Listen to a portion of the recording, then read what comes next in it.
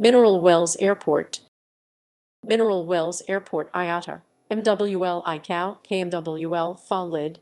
MWL is a public airport 4 miles southeast of Mineral Wells, Texas. The National Plan of Integrated Airport Systems for 2011-2015 called it a general aviation facility. It is owned and operated by the City of Mineral Wells. The airport and the city lie in Palo, Pinto County and Parker County. The terminal is in Parker County. History. Originally established as Camp Walters in 1925, it was named for Brig. General Jacob F. Walters, commander of the 56th Brigade of the National Guard, and designated a summer training site for his units. Mineral Wells donated 50 acres 200,002 of land, leased 2,300 acres 9.3 km2, and in World War II provided land to increase the camp's area to 7,500 acres 30 km2. The airfield opened in May 1943 and was used by the United States Army Air Forces as a training base. The Army camp became an important infantry replacement training center with a troop capacity that reached a peak of 24,973. In December 1945, the entire facility was deactivated. Local businessmen purchased the land and facilities and converted them to private use. The tensions of the Cold War, however, resulted in the reopening of the camp in early 1951 under the authority of the United States Air Force. At the installation, then named Walters Air Force Base, was housed the newly formed Aviation Engineer Force. Special Category Army and Air Force personnel were trained there.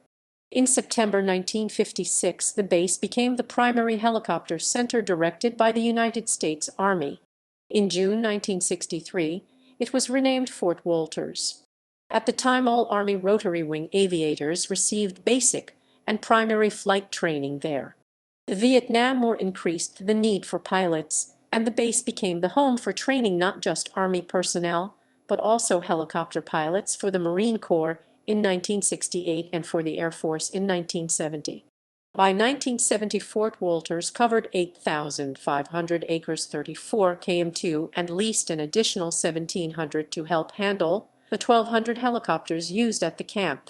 By January 1, 1973, 40,000 students had completed the 20-week training program.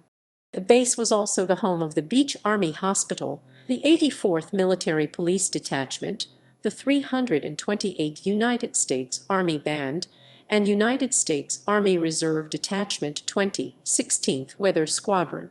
In 1975, orders deactivating the base were issued. Part of the land and facilities became the property of the city and private businessmen. 90 acres, 360,000 m2 and 13 buildings became the education center of Weatherford College. A portion of the land was transferred by the United States government to the state of Texas for development as part of Lake Mineral Wells State Park. Pioneer Airlines began flying to Mineral Wells in 1947. In 1949, it scheduled 8 DC-3 departures a day. Successor Continental pulled out in 1958-59. Facilities. Mineral Wells Airport covers 505 acres, 204 ha at an elevation of 974 feet, 297 m. It has 2 runways. 13/31 is 5,996 by 100 feet, 1828 x 30 m, and 17/35 is 4,188 by 100 feet, 1277 x 30 m. In the year ending April 28, 2017, the airport had 32,250 aircraft operations, average 88 per day, 99% general aviation and 1% military. 59 aircraft were then based at this airport, 81% single-engine, 10% multi-engine, 7% helicopter, 1% jet, and 1% ultralight. Accidents and incidents. 14 June 1985, a Cessna T210N registration, N6993N, was destroyed when it struck a hillside about 1/2 mi 0.8 km short of the runway during an attempted nighttime forced landing after an engine failure. The pilot, the sole occupant, suffered minor injuries. The accident was attributed to fuel exhaustion and the pilot's failure to identify unsafe or hazardous conditions. Contributing factors were dark night conditions, rough terrain, and trees at the crash site. 10 June 1990, a Gyroflug S-Cone Bone 160, registration in 3412L, went into a steep bank and struck the ground on approach to land, destroying the aircraft and killing the pilot. One of the propeller blades was found 1/4 mi 0.4 km from the crash site, and several deficiencies were found in the remaining propeller assembly. The accident was attributed to total propeller blade retention failure, the resultant separation of one propeller blade, and the improper installation of the propeller by unknown maintenance personnel.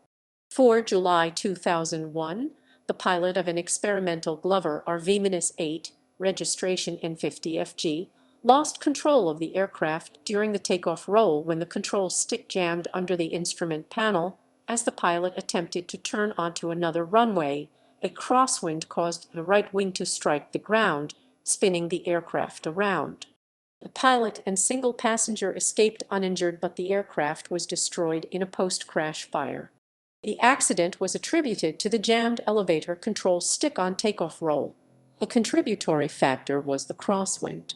12 November 2003, immediately after taking off for a night cross-country flight, a Cessna 152, registration in 95,604, descended steeply and impacted terrain nose first, causing substantial aircraft damage and seriously injuring the pilot and a single passenger. The pilot had no recollection of the flight afterwards. The accident was attributed to the pilot's failure to maintain adequate airspeed, which resulted in an inadvertent stall.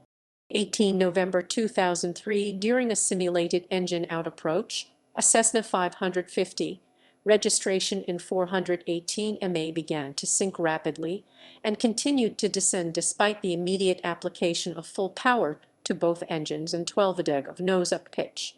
The jet touched down 350 ft 107 m short of the runway threshold, collided with a berm, and was consumed in a post-crash fire. One of the 4 occupants suffered serious injuries.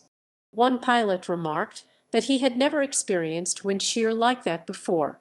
The accident was attributed to the pilot in command's failure to maintain control of the airplane while executing a simulated engine failure on final approach. A factor was the wind shear. 4 August 2004, a Piper P-32 260 Cherokee 6, registration in 3,352W, was flying over runway 31 at an altitude of about 150 ft 46 MAGL when it suddenly pitched up, banked, and descended sharply, colliding with a power pole. The 2 occupants were killed. The accident was attributed to the pilot's failure to maintain airspeed, which resulted in a stall. A contributing factor was the low altitude. 11 November 2006, a McCutcheon Glasair, registration N606MC, spiraled to the ground and crashed 1.68 mi 2.70 km short of the runway, killing both aircraft occupants.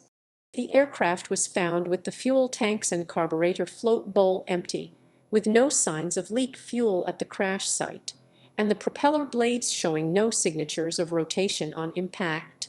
The accident was attributed to the pilot's failure to maintain airspeed during a forced landing, resulting in an inadvertent stall.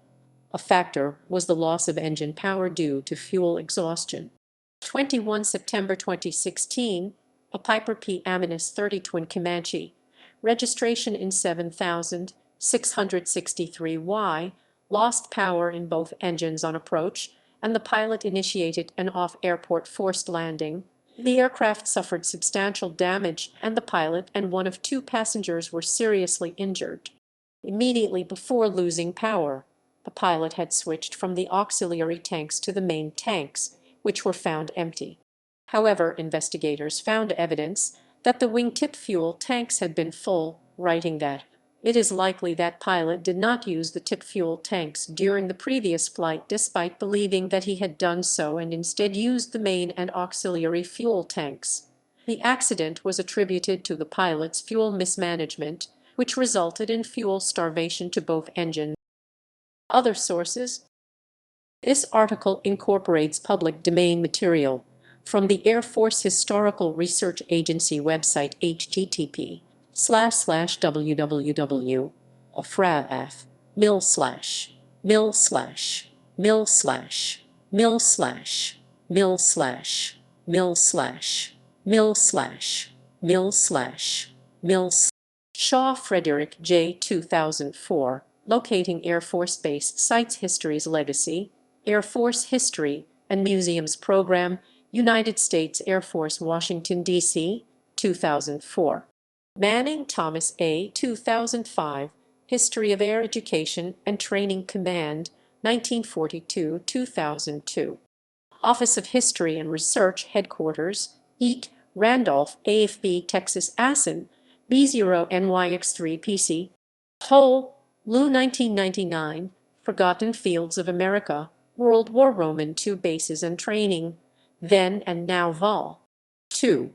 Publisher, Pictorial Histories Pub, ISBN 1-57510-51-51-7, 7